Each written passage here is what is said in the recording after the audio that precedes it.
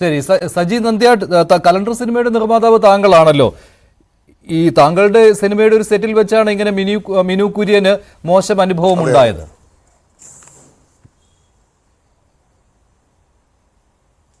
അല്ല, ഞാൻ ആദ്യം തന്നെ പറയട്ടെ, നമ്മുടെ ഫിലിം ചേംബർ എന്നുള്ള ഒരു ടൈറ്റിൽ മാറ്റണം. ഞാൻ വ്യക്തിപരമായിട്ടാണ് ചർച്ചയിൽ പങ്കെടുക്കുന്നത്.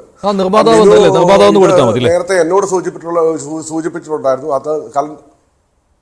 അതെ അതെ അതെ മിനു കലണ്ടർ സിനിമയിൽ അഭിനയിക്കാൻ വന്നു കഴിഞ്ഞാണ് എനിക്ക് പരിചയം. കാരണം ഞാൻ കാസ്റ്റ് ചെയ്ത ആളല്ല മിനു. കാരണം എനിക്ക് വന്നത് അതിന്റെ സ്ക്രിപ്റ്റ് റൈറ്റർ ആണെന്ന് തോന്നുന്നു. അപ്പൊ അങ്ങനെ വന്ന് മിനു മണിയമ്പിള്ള രാജുവിന്റെ ഒരു പള്ളിയിലച്ഛന്റെ ഭാര്യ കൊച്ചമ്മ എന്ന് പറയുന്ന അച്ഛന്മാരുടെ ഭാര്യമാരെ അങ്ങനെ വിളിക്കുക. നന്നായിട്ട് അഭിനയിച്ചു.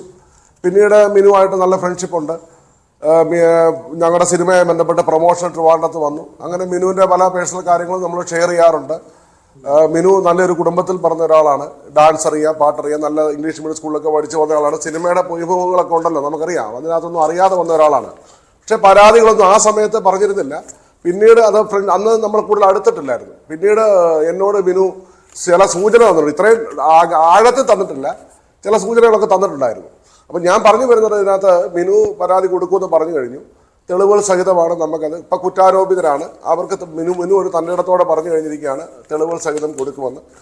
അങ്ങനെ വരുമ്പോൾ അത് മുന്നോട്ട് നിയമത്തിൻ്റെ വഴിക്ക് പോകട്ടെ. പിന്നെ എനിക്ക് നിങ്ങളോട് പറയാനുള്ളൊരു കാര്യം, നമ്മൾ ഒരാഴ്ചയായിട്ട് സിനിമാ ലോകം മൊത്തത്തിലൊരു പ്രശ്നമാണെന്ന് പറഞ്ഞുകൊണ്ട് ഈ മേഖലയെ, ഈ വ്യവസായത്തെ തകർക്കുന്നതിലേക്ക് പോകുന്നതിനപ്പുറം ഇതിനകത്ത് 99.9% ആൾക്കാർ നല്ല രീതിയിൽ, നല്ല ചെറുപ്പക്കാർ, നല്ല വിദ്യാഭ്യാസ യോഗ്യതയുള്ളവർ, ഇപ്പോൾ പൃഥ്വിരാജിനെ കുറിച്ച് പറഞ്ഞില്ലേ, നല്ല അത്തരത്തിലുള്ള നല്ല നല്ല ആൾക്കാരുടെ ഒരു എൻട്രി ഇപ്പം 5-6 വർഷമായിട്ടുണ്ട്.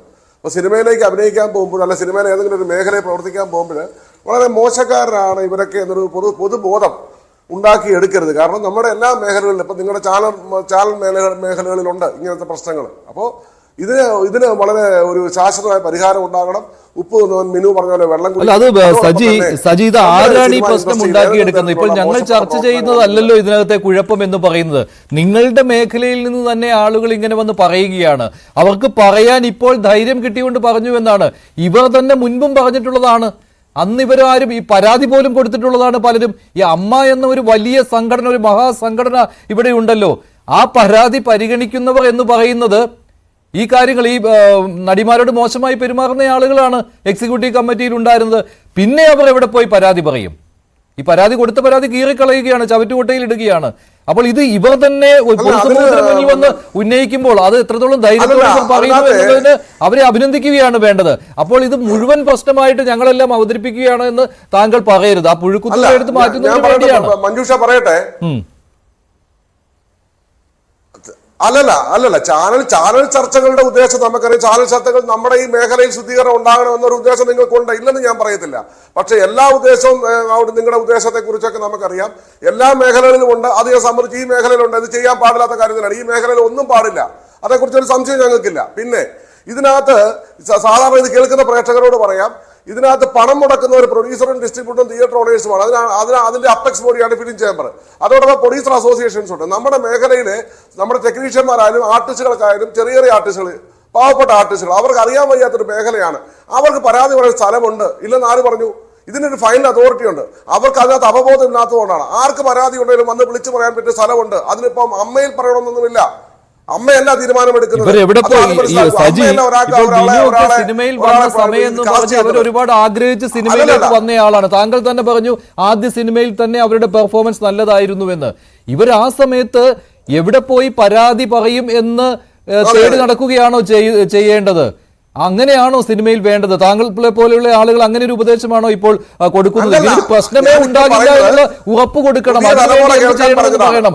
ആദ്യം താങ്കൾ ആവശ്യപ്പെടേണ്ടത് അമ്മ എന്നൊരു സംഘടന ഉണ്ടല്ലോ ഇവിടെ, അത് ഉടച്ചു വാർക്കുക എന്നുള്ള ആവശ്യം പറയുന്നു.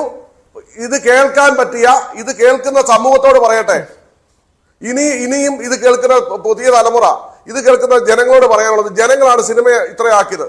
ജനങ്ങളോടും ഇവിടെ ടെക്നീഷ്യന്മാരായി വരാൻ വിവിധ മേഖലയിൽ സിനിമയിൽ പ്രവർത്തിക്കാൻ വരുന്നതോട് ഞങ്ങളുടെ ഒരു ഉപദേശമാണ്. ഞങ്ങൾ പറയുന്നു, നിങ്ങൾക്ക് പരാതി ഉണ്ടെങ്കിൽ പ്രൊഡ്യൂസർ അസോസിയേഷൻ ഉണ്ട്, ഫിലിം ചേംബർ ഉണ്ട്, നിങ്ങൾക്ക് ഡിസ്ട്രിബ്യൂട്ടർ അസോസിയേഷൻസ് ഉണ്ട്. ഇവിടെയുള്ളവരെ ഇവർക്ക് അറിയില്ലാത്തതുകൊണ്ടാണ് ഇതിന്റെ ഫൈനൽ അതോറിറ്റി അവിടെയാണ് ഇരിക്കുന്നത്. അവിടെ വന്ന് നിങ്ങൾക്ക് പരാതി പറഞ്ഞാൽ ഞങ്ങൾ നടപടിയെടുക്കും. ഇന്ന് വരെ ഒരു പരാതി വന്നിട്ടുണ്ടെങ്കിൽ ആ പരാതിക്ക് നടപടി എടുത്തിട്ടുണ്ട്. അമ്മയല്ല തീരുമാനിക്കുന്നത് ആരഭിനയിക്കണം ആരഭിനയിക്കേണ്ടെന്ന്. അതൊരു സ്വകാര്യ സംഘടനയാണ്, അതിലേക്ക് ഇടപെടാൻ ഞങ്ങളില്ല. പക്ഷെ ഇതിന് പണം മുടക്കുന്ന ഒരു വിഭാഗമല്ലേ, ആ പണം മുടക്കുന്നവർക്ക് ഒരു സേ ഇല്ലേ മഞ്ജുഷേ? അതുകൊണ്ടാണ് സേ ഇല്ല എന്നുള്ളതാണല്ലോ കാണുന്നത്. മാത്രമല്ല ആ സേ ഇല്ല എന്ന് കാണേണ്ടി വരും. മാത്രമല്ല ഇവിടെ പ്രൊഡ്യൂസർക്കെതിരെ പോലും പ്രൊഡ്യൂസർമാരിൽ നിന്ന് പോലും മോശം അനുഭവം മിനുവിന് ഉണ്ടായിട്ടുണ്ട്. മിനു അങ്ങനെ ഉണ്ടായില്ലേ? താങ്കൾ ഈ കുട്ടിക്കാനത്തെയാണെന്ന് തോന്നുന്നില്ലേ? കുട്ടിക്കാനത്തെ ഒരു ഷൂട്ടിംഗ് ലൊക്കേഷൻ കാണാൻ പോയ സമയത്തുണ്ടായില്ലേ? അങ്ങനെ താങ്കൾ പറഞ്ഞിരുന്നുവല്ലോ. അതെ അതെ അതെ. കാരണം ഈ പ്രൊഡ്യൂസേഴ്സ് അവർക്ക് ഈ ബ്ലാക്ക് മണി വൈറ്റ് ആക്കാൻ വേണ്ടി വരുന്നവരാ. അപ്പൊ അവരെന്താ പറയാ, അപ്പൊ അവർക്ക് തന്നെ വേണ്ടെന്ന് വെച്ചാൽ ഞങ്ങൾ we are spending this much money, അപ്പൊ ഞങ്ങൾക്ക് എന്ത് ബെനിഫിറ്റാ കിട്ടുന്നത്? ഞങ്ങൾക്ക് അവർക്ക് അവരുടെ പൈസ എന്ത് പോകുന്നതോ അവർക്ക് പ്രശ്നമില്ല. എനിക്ക് നല്ല ആക്ടേഴ്സിനെ എനിക്ക് കിട്ടണം, നല്ല നടന്മാരെ എനിക്ക് കിട്ടണം. അങ്ങനെയുള്ള കുറെ പ്രൊഡ്യൂസേഴ്സ് ഉണ്ട്.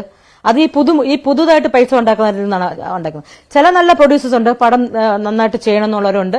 ഞാൻ മൊത്തം അടച്ചു പറയുകയല്ല, നല്ല പ്രൊഡ്യൂസേഴ്സും ഉണ്ട്, പടം ചെയ്യണം, അതിൽ നിന്നും കിട്ടുന്ന വേറെ ഇനിയും ഒരുപാട് പടങ്ങൾ ചെയ്യണം, അങ്ങനെയുള്ള പ്രൊഡ്യൂസേഴ്സും ഉണ്ട്. ഇങ്ങനെയുള്ള ഈ പൊതു പ്രൊഡ്യൂസർമാർ വന്നിട്ടാണ് അവർക്ക് എങ്ങനെയെങ്കിലും ഇപ്പൊ കാശ് ഒന്ന് ബ്ലാക്ക് ഒന്ന് വൈറ്റ് ആക്കണം. അതിനിടയിൽ ഞാൻ ഇത്ര പൈസ ഇറക്കുന്നതല്ലേ, എനിക്ക് എന്താണ് ബെനിഫിറ്റ് ഉള്ളത്? എനിക്ക് ഇതിനകത്ത് അഭിനയിക്കുന്നത് ഈവൻ ഇപ്പൊ ഏതൊരു സിനിമയില് ഗർഭസ്ത്രീമാൻ സുരാജ് വെഞ്ഞാറമൂട്, അതിനകത്ത് ഞാൻ സിദ്ദിഖിന്റെ ഭാര്യയായിട്ടായിരുന്നു.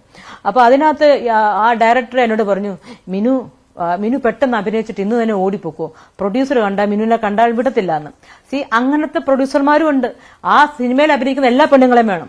ഞാൻ പൈസ ഇറക്കുന്നതാണോ, എനിക്ക് എല്ലാ പെണ്ണും. അപ്പൊ അങ്ങനെയും ഉണ്ട്. ആരാണ് ആ സിനിമയുടെ പ്രൊഡ്യൂസർ? താങ്കൾക്ക് അറിയാമോ, അല്ലെങ്കിൽ സജിക്ക് അറിയായിരിക്കും അല്ലേ?